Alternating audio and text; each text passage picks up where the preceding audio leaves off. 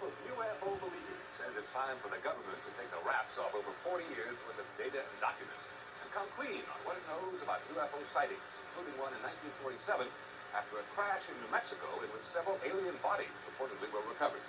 Years ago, the government began keeping records on unidentified flying objects. Most were written off to optical illusions or explainable phenomena. Others were never explained at all. One thing's for sure, whether you're a believer or not, there are plenty of folks out there who know what they saw. I saw it, and I was dazzled by it, absolutely dazzled by the beauty, by the absolute beauty of it. Connie Cook of Peoria, Illinois, told CBS News in 1990 that she saw over 100 UFOs over a period of 9 years. She became a magnet for other UFO believers across the country. I've seen it. I know what I've seen. I'm a believer in it. Hobbs Wilson was one of dozens of people in the town of Elmwood, Illinois, who said they'd seen UFOs, making Elmwood kind of the UFO capital of the nation. We've all seen the pictures, real or imagined, of things in the sky. This is one of the more celebrated recent sightings, captured by someone pointing a home video camera over the Sea of Japan on July 7, 1989. Man, they joined together, now they're sort of apart. And this taken by another amateur photographer in January 1992 near Scranton, Pennsylvania. The blinking lights are the UFOs in question. Usually they come and go so fast there's no way to independently analyze them. Actual in-person contacts are rare, but there are people who swear to those too. Some of them have even been to our home. And the day that the one came into the yard, which I filmed on the camera, there were 3 inside the ship. Ultimately, it may be our exploration of space that will once and for all confirm the existence of life elsewhere. There is already some disputed evidence, as Dan Rather reported on the CBS Evening News on February 1st, 1985. Now get a load of this one. The real Martian Chronicles.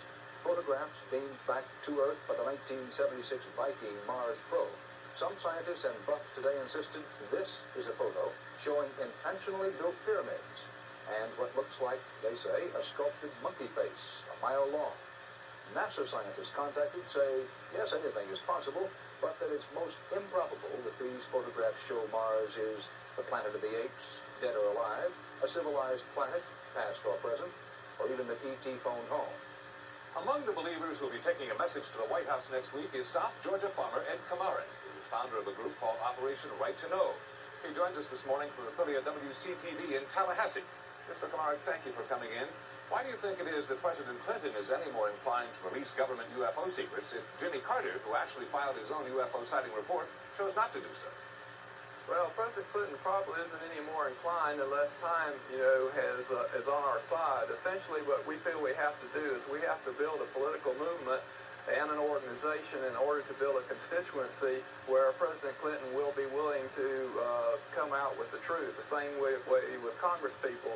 People in Congress aren't going to come out unless they have a constituency to back them up. As soon as they get slammed in the media once or twice, they can ruin their reputation and they would be kicked out of office. So essentially we've got to build a movement here, and just like the civil rights movement, it doesn't begin all of a sudden. It builds a little bit at a time. The civil rights movement, if I understand correctly, began when a lady refused to go to the back of a bus, and a small demonstration developed, and it built from there. So essentially the same thing is happening with this movement.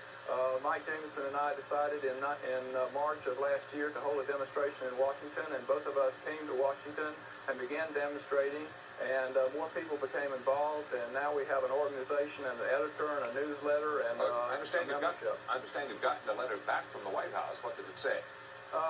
Basically, we get a lot of letters back, as individuals and whatever. It's just a basic form letter thanking us for writing them. I understand there were several UFO sightings in Arkansas when Mr. Clinton was governor there. Presumably, he knows about them.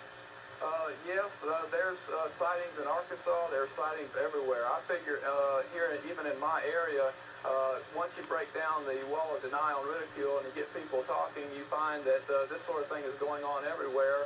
And probably even in this area, in my local area here, within 30 miles, there's probably a sighting every week. Briefly, why is it you think the government is reluctant to open these records? It's a complex story because it goes back to 1947 when we believe a saucer crashed in New Mexico in July. And the first problems that they had was we felt that they didn't want this information to get this data on this technology to get out to major powers worldwide. Then there was a problem with panic at the time. UFO UFOs were even flying over Washington, D.C. in the early 50s. It was all through the newspapers there. And then eventually the cover-up evolved. The reasoning behind it, I think, evolved. They were concerned about social disruption. And then, and to this day, it's probably more. There's a lot of special interests that would have a lot to lose if this information came out. You suggest that even religion might be called into question. That's true.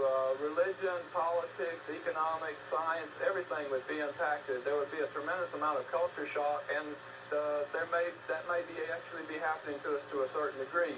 Our world leaders have tried to separate us from the rest of the universe, just like the Soviets tried to separate their people from the rest of the world, and we see what's happened to them. And in the half minute we have left, what's the upside of releasing this evidence of extraterrestrial life?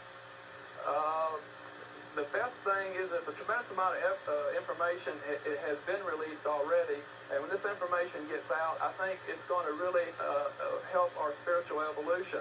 But to begin with, the problem is going to be a lot of social disruption before that happens, but it's better to get it all out now and sort things out than to continue the cover-up and with the continued undermining of the public's trust in government. Thanks a lot for coming in this morning. Farmer Ed Komarek coming to us from Tallahassee.